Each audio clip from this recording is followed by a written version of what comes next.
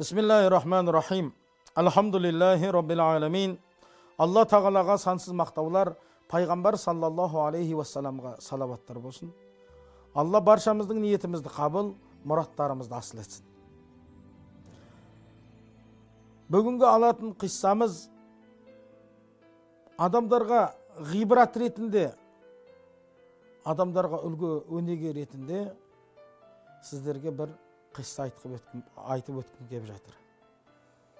Бір күні бір елдің патшасы аң аулап келгеннен кейін жатып бір демалған еді.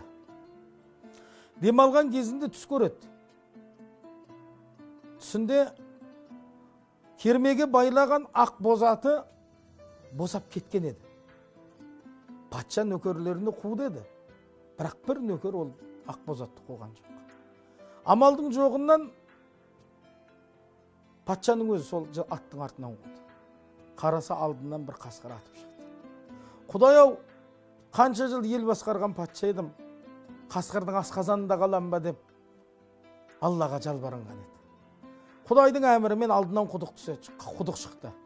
Құдыққа секіріп түссе, құтылдым-ау қасқырдан десе, қараса құдықта жылан жатыр екен. Жыланнан қорыққан патша, Құдай-ау, өлігім жерге көмілмей, құдықтың ішінде қалам ба? Құдай-ау, құтқаршы деп Аллаға мінәжат етіп жалбарына түсті. Алтынан бір арқан салбырап түсті. Сол арқанменен өрмелеп шыққан кезде қолы бір тәтті бір балға тиді. Балды жеп көрсе, сондай бір тәтті бал екен, өмірінде жемеген бал екен. Ол балды жегені соншалықты астынан қашқан ақ бозатты, алдынан шыққан қасқырды, құдықтың түбінде жатқан жыланды ұмытып кетті. Бал біткен соң қайта өрмелеп жоғары шығып жатса, ақ тышқан мен қара тышқан арқанды кеміріп жатыр екен. Сол мезетте патша оянып кетеді. Түс ойыннан шықпайды. Не болды? Кімге жорытам? Кім айтар екен бұл түстің мағынасын? Не болады деп бүкіл халықты шақырады. Патшаның түсін ешкім жорай алмай тұрған. Ішінен бір абыз әулие ақсақал шығып, ей патша, сенің түсіңді мен ақ жорып берейін дейді. Астыңнан қашқан ақ бозатың кермеден шешіліп қашқан ақ бозатың дейді. Басыңдағы бағың мен астыңдағы тағың ет.